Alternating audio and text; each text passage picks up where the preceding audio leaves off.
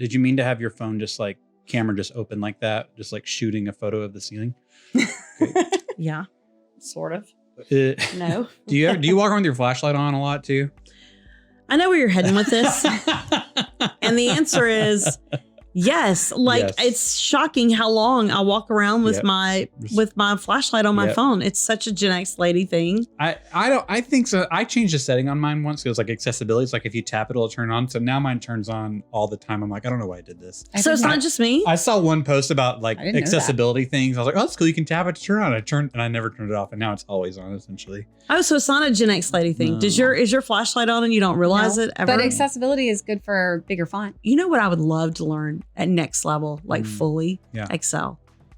Okay, yeah, there's a whole TikTok world for that too. Do you see those videos? I would. Elizabeth, are you pretty good with Excel? I can get around it. I'm not too super good. So when people say I can get around in Excel, that lets me know that they're pretty good at Excel. Like I don't even know. No, you don't overestimate my abilities. But I can Google it. I can figure most of it out.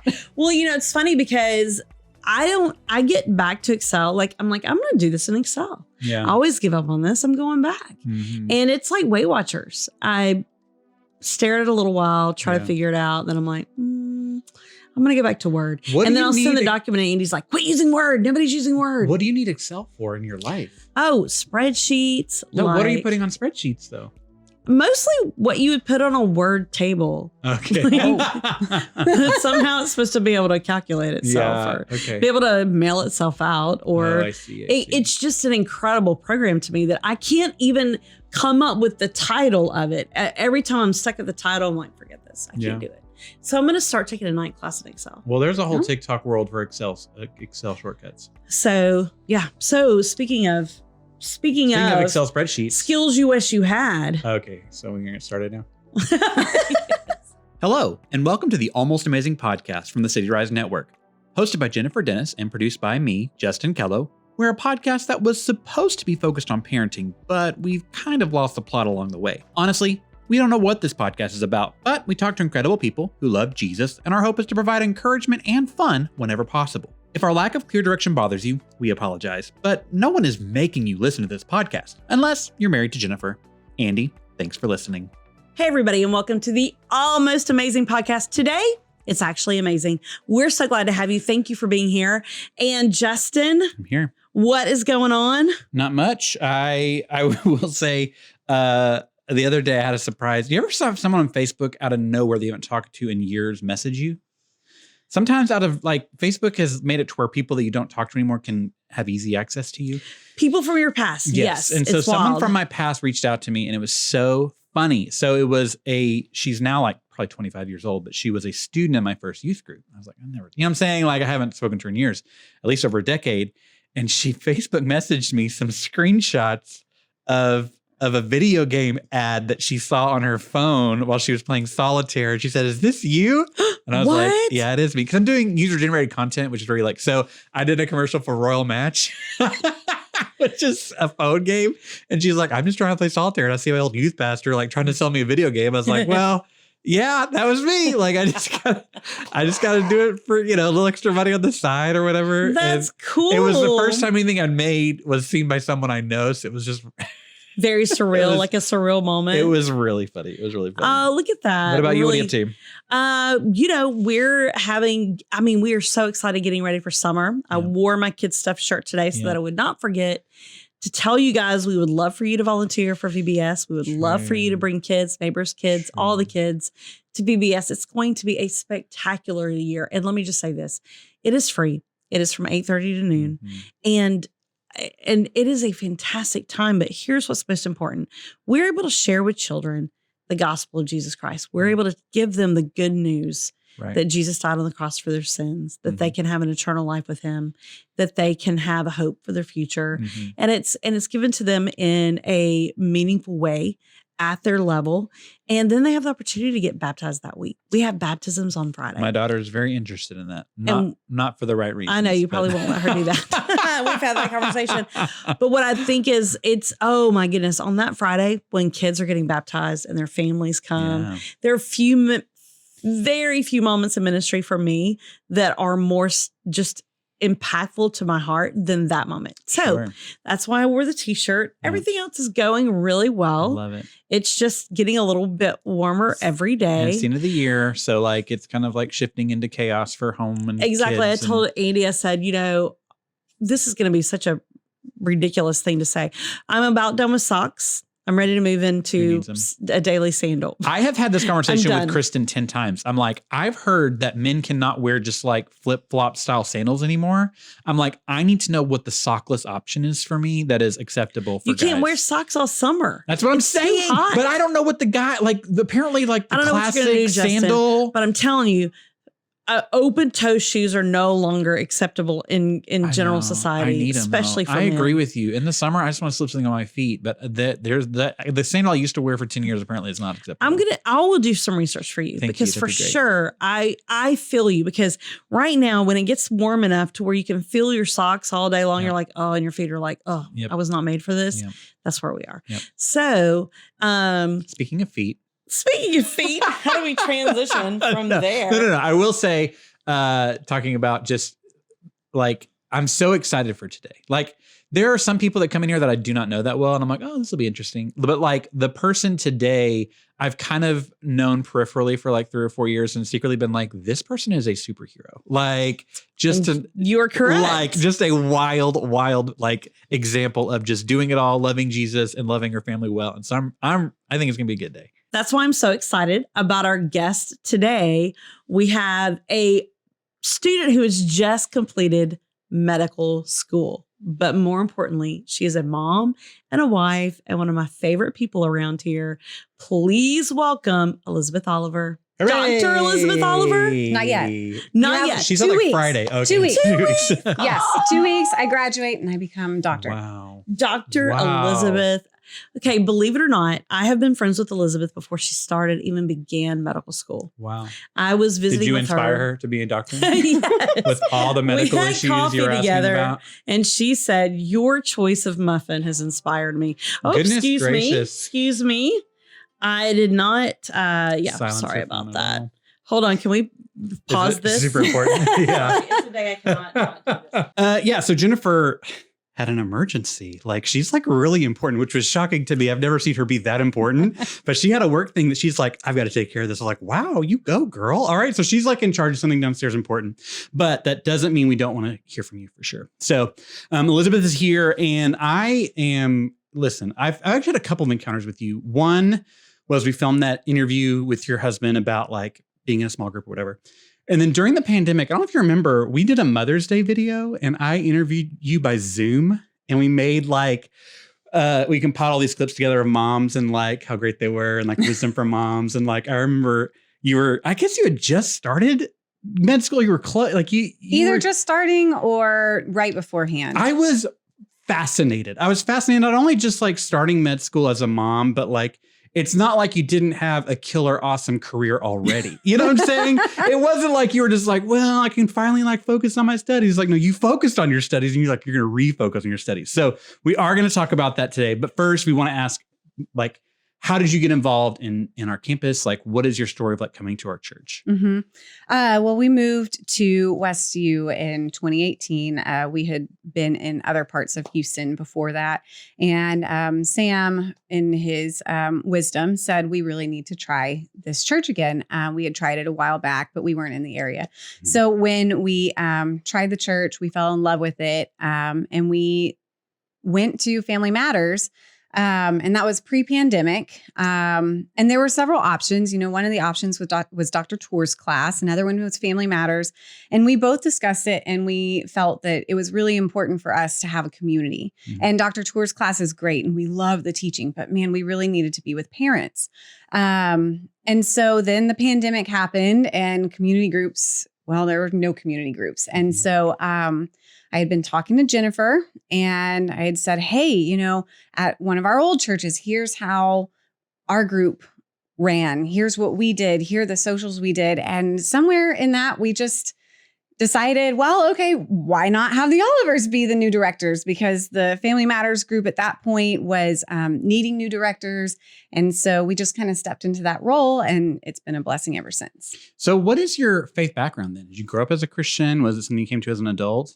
I grew up as a Christian. So from a very early age, I accepted Christ. I grew up in a Methodist church. And then later on in junior high school, we joined a Baptist church and I was baptized through immersion. And so, through college, I was a member of a church, but it was a little bit harder to stay engaged in those years. But once Sam and I got married, it was really important for us to find people that could build us up through all seasons of marriage. So we have been regularly attending church since then, been part of Sunday schools, community groups, whatever you call it. But being a Christian is just something that I have, it's something that who I am. Yeah. And that also includes Bible study fellowship. I went with my dad for many years growing up as well. And my mom was in choir. I went and watched her do that. I did choir myself. So it's just, I grew up in the church. Yeah. And where'd you go to school? Your undergrad?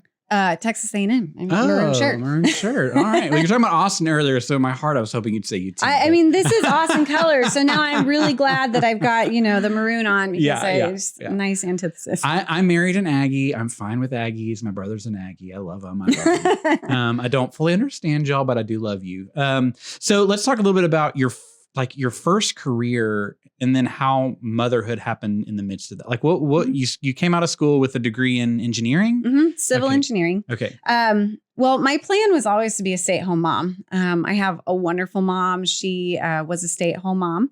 And I just have really wonderful, fond memories of her. And so I actually chose when I went to undergrad to not be a doctor. I liked medicine back then, but I said, I don't want to be a doctor because if I'm a doctor, either I'm going to want to quit or I'm not going to be able to be around my kids. Right. And so I chose another science background field, civil engineering. I knew it could take me anywhere. I could do anything, if the public sector is down, the private sector is up or vice versa. Right. And so I felt like it was going to be a good place for me to be. And then I could follow my husband as I needed to as well. With the full expectation that I might quit and be a stay-at-home mom. Right. So I started out in Midland, Texas. That's where we lived when we first got married. And then we moved to Houston in 2012. And I worked for Walter P. Moore. And I loved my job.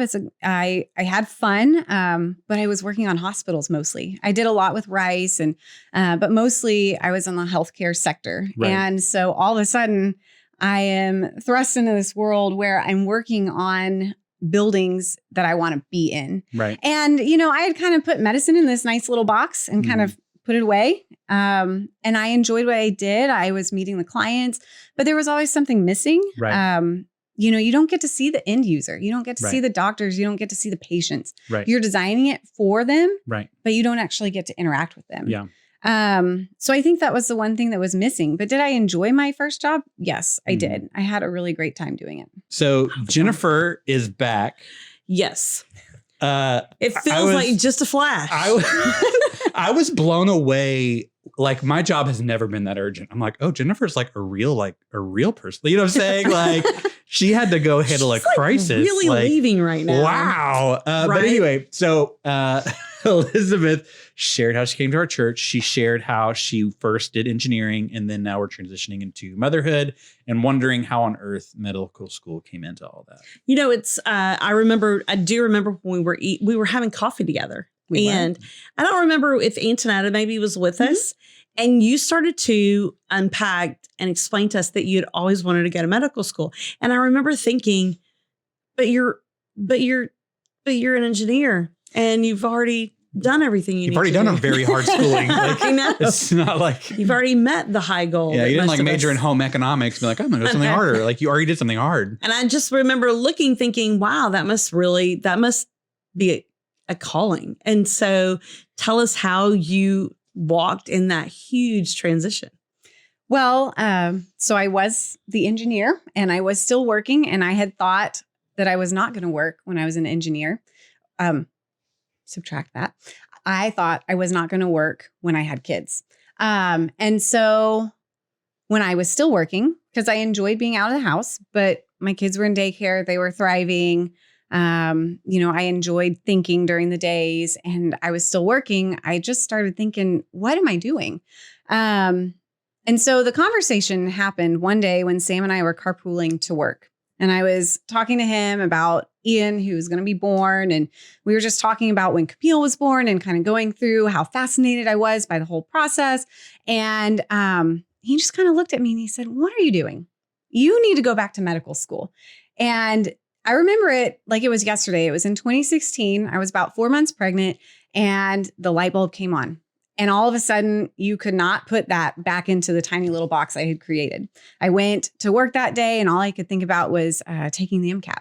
And so that started a very long journey to actually getting to medical school. I went to my parents' house that night and I was really excited. Oh, I could go back to medical school. And they thought I was crazy. They absolutely thought I was crazy.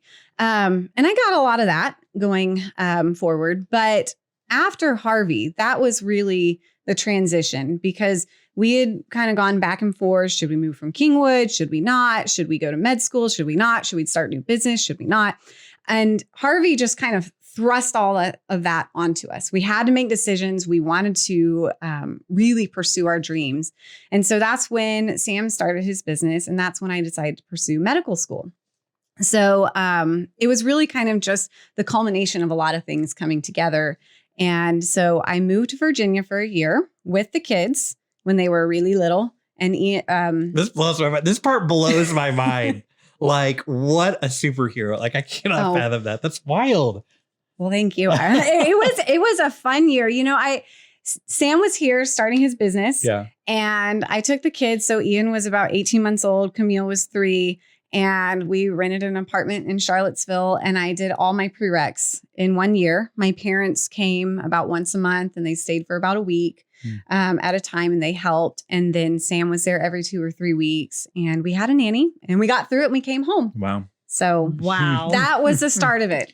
Man, and I'm just worried about how to go shop for earrings at Dillard's. Yeah. I also don't know how to do that. When I had a little. Did y'all flood in Harvey though too? We did. Yes. Yeah. What's our excuse? We didn't flood. We didn't achieve anything after that. No. What am I? We didn't do anything. I think it's you guys have done really hard things. And I think the way that you have and I've known you for a while now, and I love your steadiness. There's this really strong steadiness in Elizabeth.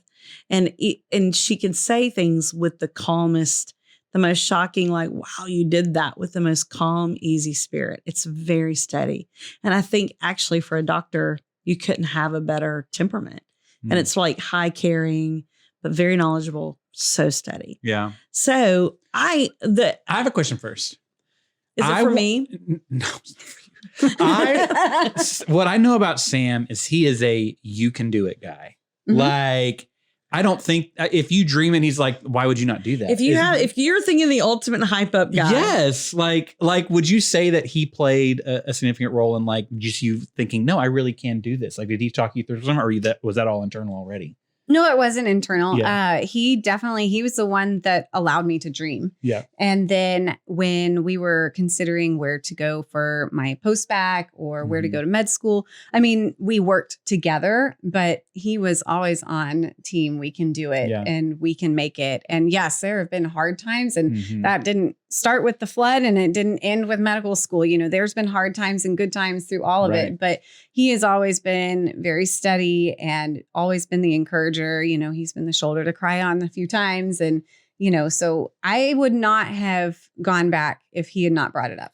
I love that example of how partners, married spouses can you can either make or break someone's dreams, and it's really easy, especially for guys, to start crunching numbers and thinking logistically and being like, oh my gosh, we have 2 kids under 4. Like, what do you Right. I could see many, many, many men going down this is logically insane route. And so to hear a story of spouses cheering each other on, saying, I know we can do this.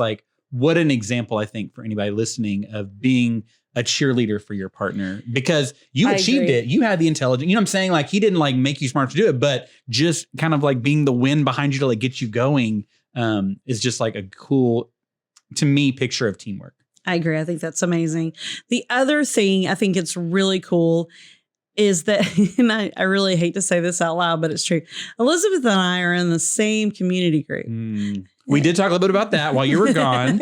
She said that she somehow got pulled into being in charge of that community group at So some let me point. say this. When you just invited her to be a part of it, she suddenly was in charge of it. Elizabeth has directed our community group through all of med school, through two littles, through marriage, through all of it. I think at one point she was still working in engineering and beginning medical school and was leading our class. I believe it. That is the end of the excuses for anyone on the planet. High capacity. But I learned watching Melissa that to bring a small group together to create Melissa? a community group, Melissa, where did that come from? That's so cool to know, Elizabeth, if that's my second second name for Elizabeth. you.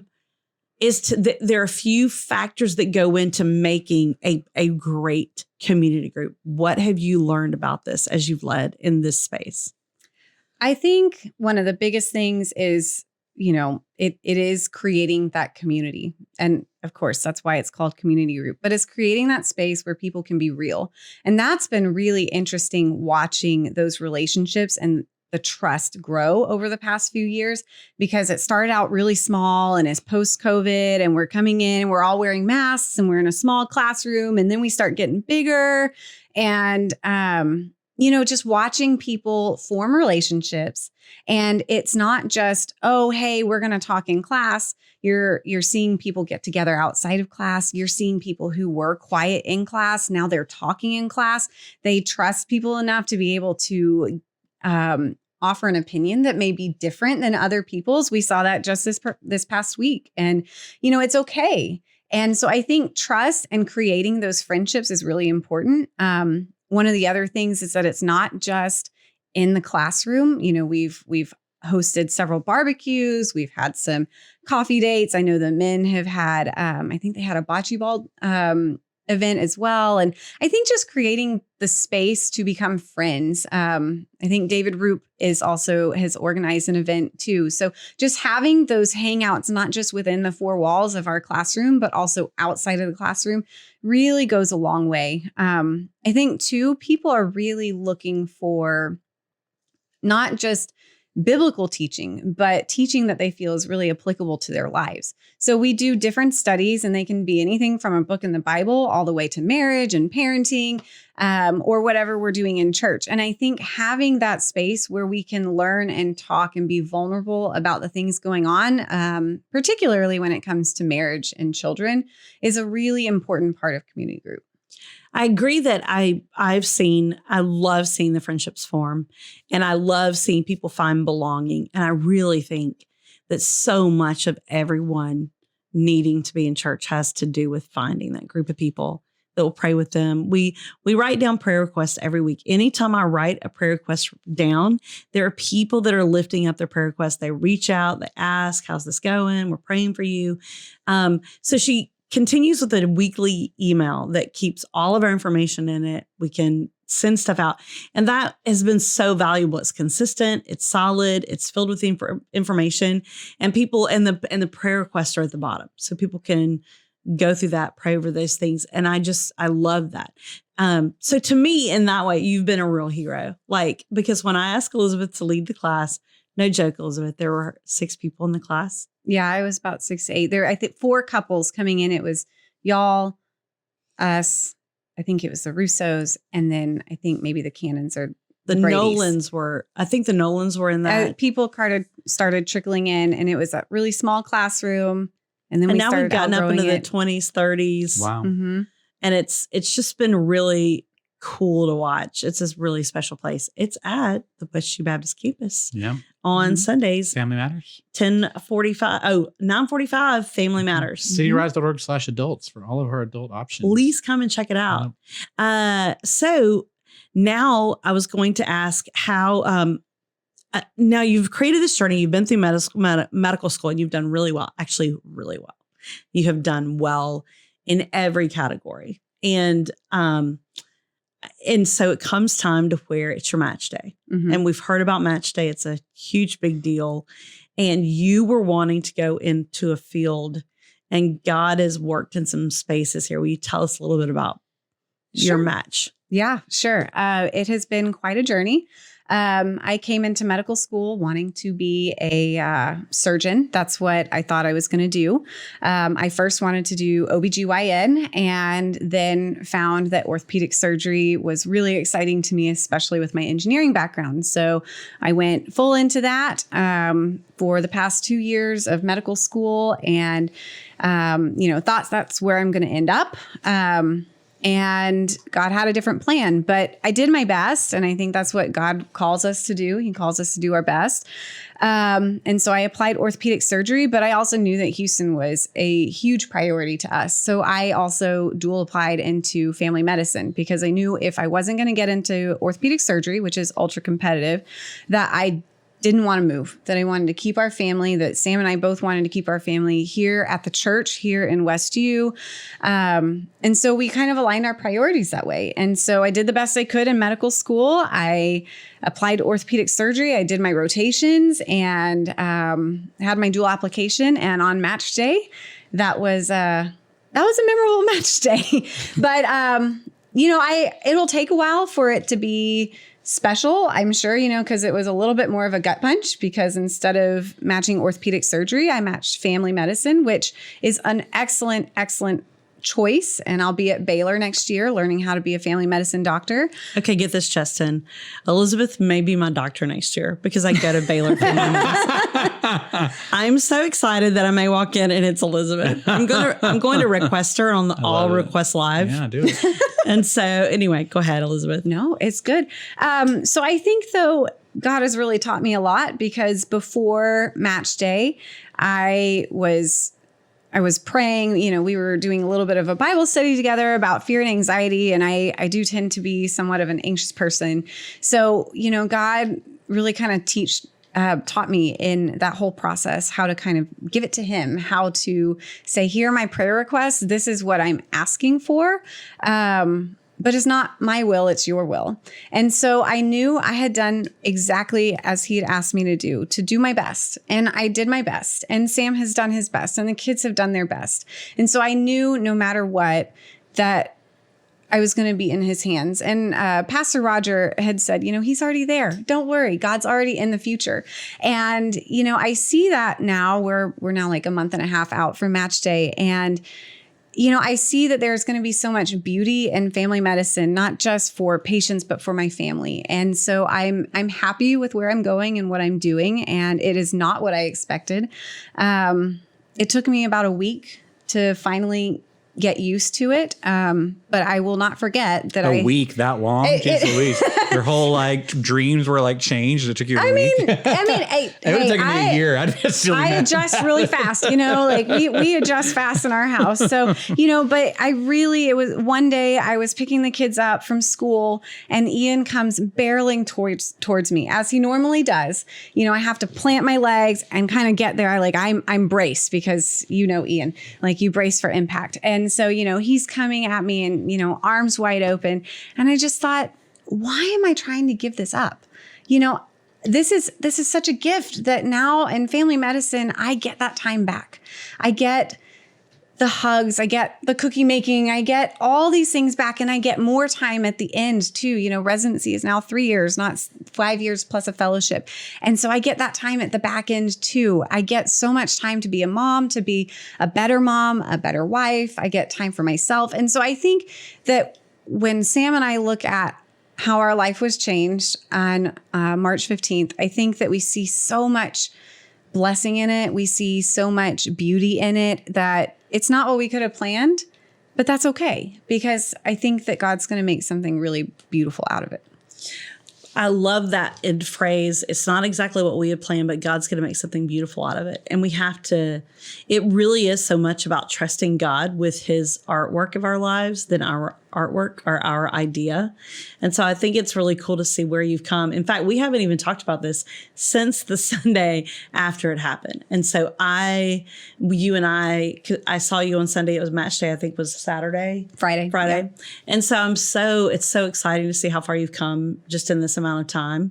And I'm so thrilled for you. So when we get in do you want me to call you Dr. Liz or is it going to be Dr. Do you want me to get straight for Dr. Oliver? You want to be Dr. Ollie? You've got so many choices. There are a lot of choices. Sam actually bought drelizabeth.com. Wow. He did that a long time ago, and I don't really know why, because I don't know what I'm going to use it for. Wow. But that's where Sam's vision is, and I'll figure it out, or Sam will figure it out for me. That's cool. So, Dr. Elizabeth I think you is- can just call me Elizabeth. That's fine. I'm totally okay with that. I don't know. I'm not there yet. That's we'll see. cool. But yes, you don't have to call me doctor. Well, I will say about family medicine, ever since Dr. Span came in and talked about being the hands and feet of Jesus in family medicine, I was like, dude, that's That's what it's Justin ministry. and I both decided. We were would both do going to go back family to med medicine. school. Yeah. But we Jennifer. can't pass like. I started basic looking chemistry. I was looking into the prereqs. I was like, I couldn't survive this. Well, the beauty of family medicine too, I think, is that it fits with one of my goals and one of my dreams of doing mission work. Right. It's always something that even when I was an engineer, even when I wasn't thinking about going back to medical school, I would sit in church and I would watch these people who are being commissioned to go out onto mission trips, or coming back and seeing the stories and seeing all the slides and hearing the stories that they were telling about how they were able to touch people's lives. Right. And that was always something I wanted to do. I think family medicine is going to be amazing for that. And so I'm really excited to see where that's going to go in the future. It may not be in the next couple of years. I was thinking about going on one in May, June, but my daughter's birthday was in the way. And so I look forward to that. So we'll see where it all ends up. But I do know that family medicine will also fit that mission work that I feel like God is leading me towards. That's awesome. Yeah. Thank you for talking to us about this. So we have our. Can you talk in the microphone? We're on a podcast. Thank you for talking to us about all this. We have our question at the end of our show, and today is this: what is never outside of like really important things? What can never run out at your house? Okay. What is never allowed to run out? I can go first. Go I know first. exactly what it is. It is caffeine-free Diet Coke. Oh, I wow. have to have that at night. What does it even do for you if it's caffeine free? What is the point of it? I Just don't the know. I flavor. think that's so great for you to ask, but I Yeah. have to have that continually stocked. Once we run out of that, I start to really plan the bunker of how are we going to get to the end of the world. Do you get it at Costco? Like, do you get a bunch at a time? It's either actually, do you know what my favorite, and I hate to put this out there because I don't want people buying this up, but the HEB Diet caffeine-free cola is delicious. Oh, like HEB brand. Yes, the HEB Diet caffeine-free. You It's should have a delicious. water cooler of just that. Of just that. Oh, did you see that TikTok of the lady that had a soda fountain in her house?